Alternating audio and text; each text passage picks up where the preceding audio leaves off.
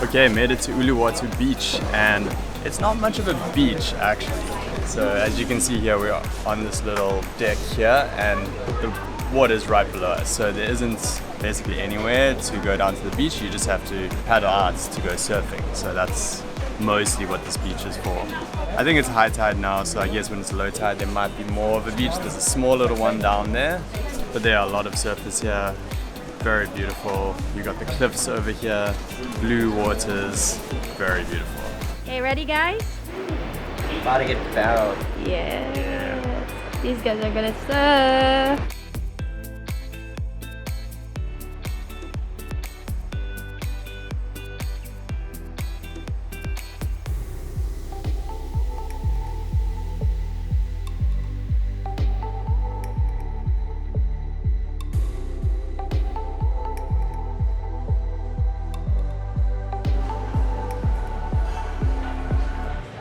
And here we got Brandon with his epic, what is that? It's the Scotty smoothie. Oh my gosh, that looks insane. Know this YouTubing in action. Okay, we're here now at this place called, if I could remember it, I would tell you. The Loft. We're at the Loft, and it is a really cool spot. So let's see our place. Okay.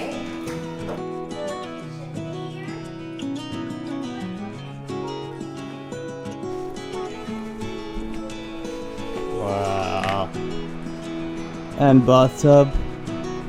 Epic. Like it?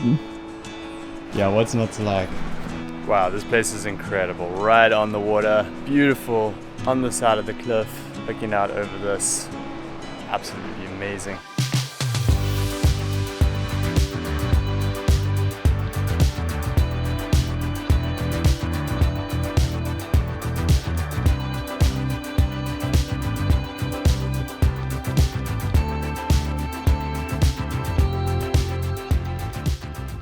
So Uluwatu, it has been absolutely beautiful in Uluwatu. I think this is the best place in Bali that I've been to so far. Ubud is also beautiful up there, but I mean beaches are absolutely stunning. Look at that view behind me, and this place here, well, this place is one of those plus $100 per night places. So we're just staying here for one night, and I think that's something that's really worth doing. Is, you know, the place we've been staying in Canggu is like, I think $20 a night or something like that. And then if you just want to splurge for one night and get a place like this right on the beach with these cliffs, you know, a few steps down to the sand there, then it's totally worth doing it. Obviously that all depends on your budget, but that makes sense to me. Is you just stay in like a nice place for the majority of your time, and then when you're able to, or if you're able to, just get a nicer place for a night or two. And this here is right on Dreamland Beach. So Dreamland Beach here is one of the popular spots for surfing. Dreamland Beach is right over there, which is also one of the biggest beginner spots, and Padang is just on the other side of this cliff here, and this cliff is actually Impossible's beach. So if you surf right over there, you can see a few dots. Maybe you probably can't see it here, but that's Impossible's beach. And here in Dreamland Beach is actually also a really good spot for beginner or intermediates, but it's dependent on the tide. So here is actually one of the best spots in the world for barrels if it's low tide. So right now it's high tide, so you can see there's just kind of very chilled, relaxed longboard waves. And I was out there surfing longboard waves. It was so much fun. And then yesterday we went to Uluwatu Beach, which is more of an advanced surfing spot. And I went out with my friend from Da Nang, who's also here, and that was the first time I actually surfed on a reef break. And reef breaks are a little bit more intimidating because you're basically surfing over a reef, and where it gets shallow, you can actually fall and hit the reef, which my friend did, and I actually didn't realize I did, but my board hit the reef and I broke a fin. I didn't realize until I got out, and I had to pay for that. And that also depends on the size of the swell. So it's been very small the last few days, and small here in Uluwatu means it's like a nice size for an intermediate surfer. I guess 3 to 5 foot or something like that. And then obviously the monster swells come through here. This is one of the best spots in the world. All of these beaches along here for surfing. So that's just a surfing update, but obviously these spots are absolutely beautiful just to come and chill by the beach. If you want these crystal clear waters with the turquoise blue, absolutely stunning. All of these spots along Uluwatu are beautiful. There's good restaurants.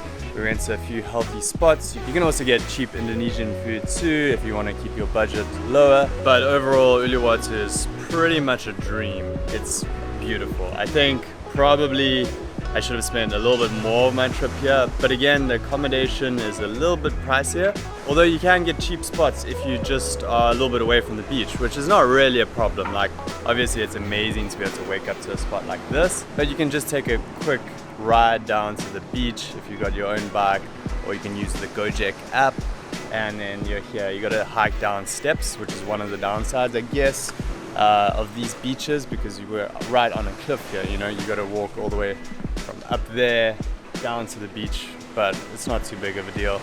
So you could just spend the whole day on the beach and then go to your cheap accommodation as well.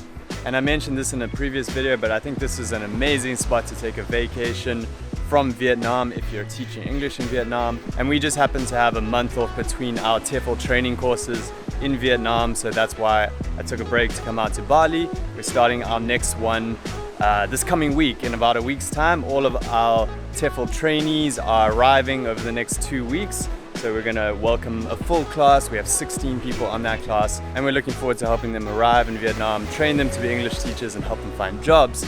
And then when you're living in Vietnam, you can take a short trip over here to Bali, and you know, if you've got a holiday, take a week off, enjoy Bali if that's something you want to do.